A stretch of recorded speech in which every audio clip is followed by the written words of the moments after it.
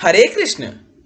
अभी तक हमने जितनी भी कथाएं देखी उन सभी में भगवान से भक्तगण किसी ना किसी प्रकार का संबंध बनाते आए, किंतु आज की कथा गौ भक्ति और गौ सेवा के विषय में है। गौ भक्ति और गौ सेवा के प्रभाव से उनके कुल में भगवान राम ने जन्म लिया था। अगर आप जानते हैं कि भगवान राम के कुल में ऐसे कौन से पूर्वज थे तो मुझे कमेंट बॉक्स में कमेंट करके जरूर बताना।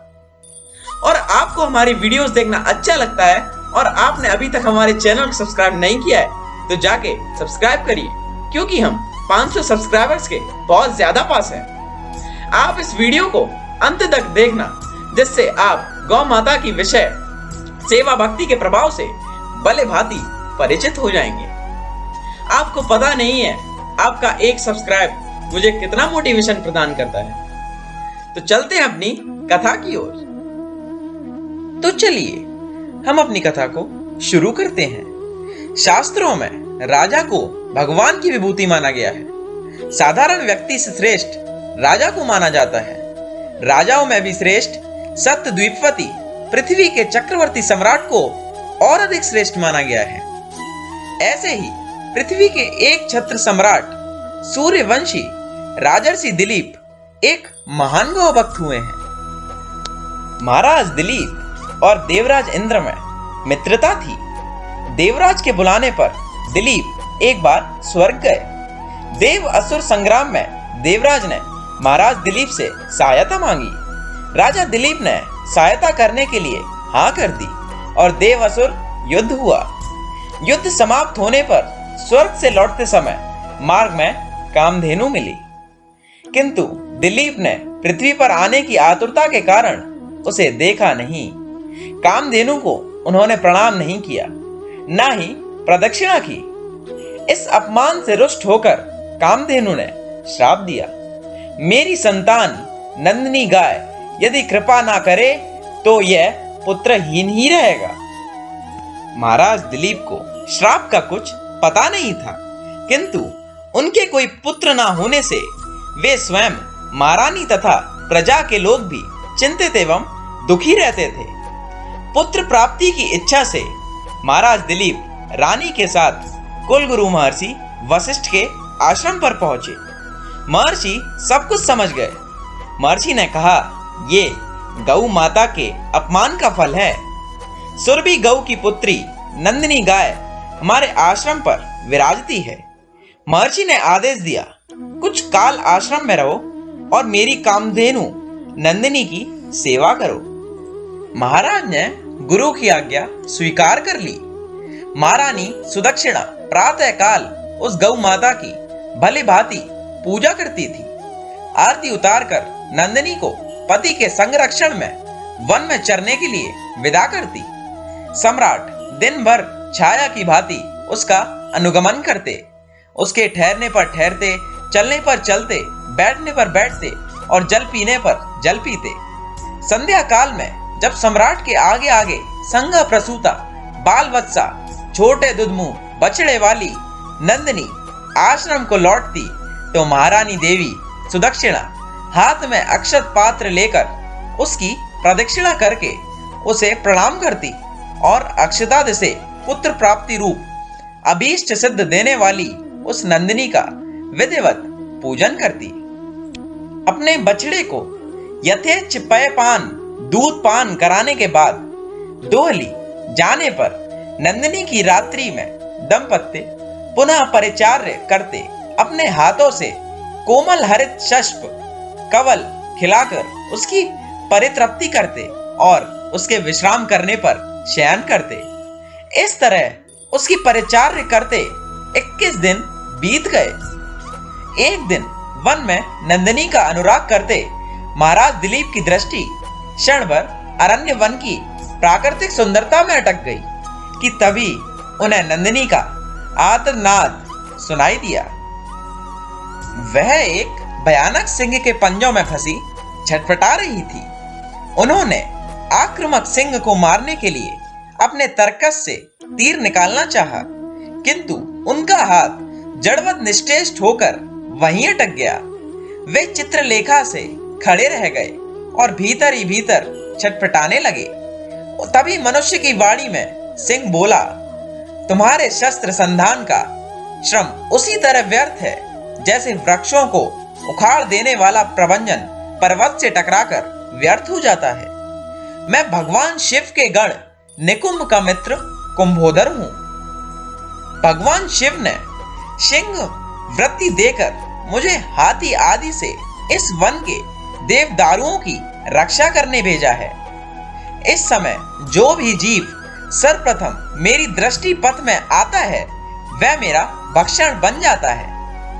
इस गाय ने इस संरक्षित वन में प्रवेश करने की अनधिकार चेष्टा की है और मेरे भोजन की वेला में यह मेरे सम्मुख आई है। अतः मैं इसे खाकर अपनी श्रद्धा शांत करूंगा। तुम लज्जा और ग्लानि छोड़कर वापस लौट जाओ। किंतु दिलीप भय और व्यथा से छटपटाती नेत्रों से अविरल अश्रुधारा बहाती नंदिनी को देखकर और उस संध्या काल में अपनी मां की उत्कंठा से प्रतीक्षा करने वाले उसके दुधमुह बछड़े का स्मरण कर करुणा विगलित हो उठे। नंदिनी का मातृत्व उन्हें अपने जीवन से कई अधिक मूल्यवान लगता था और उन्होंने सिंह से प्रार्थना भी की कि वह उनके शरीर को खाकर अपनी भूख मिटाओ और बाल वत्सा नंदिनी को छोड़ दो। सिंह ने राजा के इस अद्भुत प्रस्ताव का उपहास करते हुए कहा, राजन, तुम चक्रवर्ती सम्राट हो। गुरु को नंदिनी के बदले करोड़ों दुधार गौएं देकर प्रसन्न कर सकते हो। अभी तुम युवा हो। इस तुच्छ प्राणी के लिए अपने स्वच्छ सुंदर शरीर और यौवन की अवहेलना कर जान की बाजी लगाने वाले सम्राट, लगता है तुम अपना विवेक खो बैठे हो। यदि प्राणियों पर दया करने का तुम्हारा व्रत ही है तो भी आज यदि इस गाय के बदले मैं तुम्हें खा लूंगा तो तुम्हारे मर जाने पर केवल इसकी ही विपत्तियों से रक्षा हो सकेगी, और यदि तुम जीवित रहे तो पिता की भांति संपूर्ण प्रजा की निरंतर विपत्तियों से रक्षा करते रहोगे। इसलिए तुम अपने सुख भोक्ता शरीर की रक्षा करो। स्वर्ग प्राप्ति के लिए तब त्याग करके शरीर को कष्ट देना तुम जैसे अमित ऐश्वर्यशालियों के लिए निरर्थक है। स्वर्ग, अरे वह तो इस पृथ्वी पर ही है। जिस सांसारिक वैभव विलास के समग्र साधन उपलब्ध हैं, वह समझो कि स्वर्ग में ही रह रहे हैं। स्वर्ग का काल्पनिक आकर्षण तो मात्र विपन्नों के लिए ही है, संपन्नों के लिए नहीं। इस तरह से सिंह ने राजा को भ्रमित करने का प्रयत्न किया। भगवान शंकर के अनुचर सिंह की बात सुनकर अत्यंत दयालु महाराज दिलीप ने उसके द्वारा आक्रांत नंदिनी को देखा, जो अश्रुपूरित कातर नेत्रों से उनकी ओर देखती हुई प्राण रक्षा की याचना कर रही थी। राजा ने क्षत्रित्व के महत्व को प्रतिपादित करते हुए उत्तर दिया, नहीं सिंह, नहीं, मैं गौ माता को तुम्हारा भक्षण बनाकर नहीं लौट सकता। मैं अपने क्षत्रित्व को क्या कलंकित करूं? क्षत्रिय संसार में इसलिए प्रसिद्ध हैं कि वे विपत्ति से औरों की रक्षा करते हैं। राज्य का भोग भी उनका लक्ष्य नहीं, उनका लक्ष्य तो लोक रक्षा से कीर्ति अर्जित करना है। निंदा से मलिन प्राणों और राज्य को तो वे तुच्छ वस्तुओं की तरह त्याग देते हैं। इसीलिए तुम मेरे यह शरीर पर दयालु हो जाओ।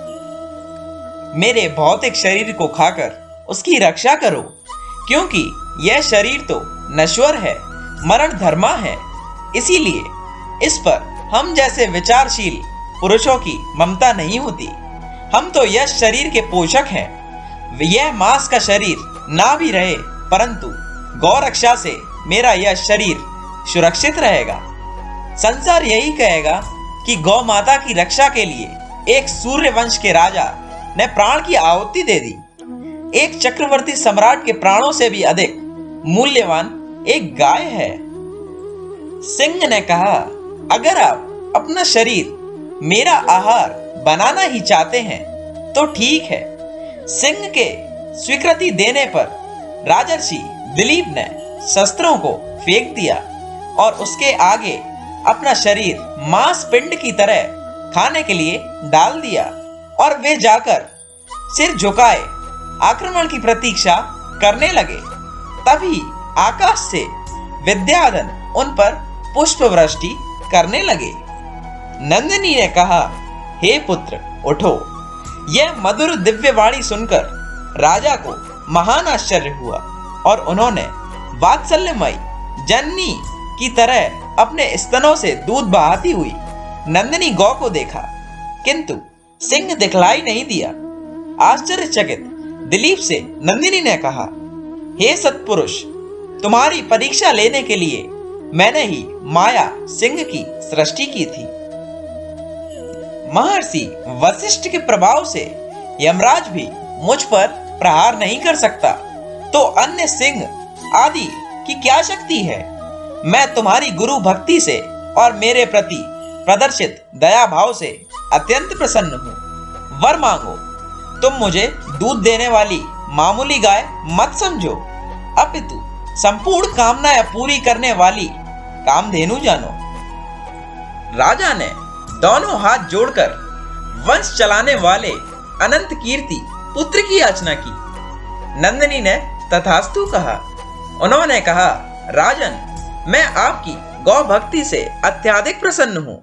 मेरे स्तनों से दूध निकल रहा है, उसे पत्तों के दानों में धोकर पी लेने की आज्ञा गौ माता ने दी और कहा, तुम्हें अत्यंत प्रतापी पुत्र की प्राप्ति होगी। राजा ने निवेदन किया, मां, बछड़ों के पीने तथा होमादि अनुष्ठान के बाद बचे हुए ही तुम्हारे दूध को मैं पी सकता हूँ। दूध पर पहला अधिकार बछड़े का है और द्वितीय अधिकार गुरुजी का। राजा के धैर्य ने नंदिनी के हृदय को जीत लिया। वह प्रसन्नता में कामधेनु राजा के आगे आगे आश्रम को लौट आई। राजा ने बछड़े के पीने तथा अग्निहोत्र से बचे दूध का महर्षि की आज्ञा पाकर पान किया। फलतः वे रघु जैसे महान यशस्वी पुत्र से पुत्रवान हुए और इसी वंश में गौ भक्ति के प्रताप से स्वयं भगवान श्री राम ने अवतार ग्रहण किया। उम्मीद है आपको आपके प्रश्न का उत्तर मिल गया होगा।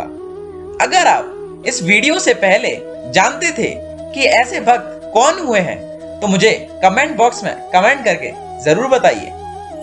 महाराज दिलीप की गौ भक्ति तथा गौ सेवा सभी के लिए एक महानतम आदर्श बन गई। इसीलिए आज भी गौ भक्तों के परिगणना में महाराज दिलीप का नाम बड़े ही श्रद्धा भाव एवं आदर से सर्वप्रथम लिया जाता है।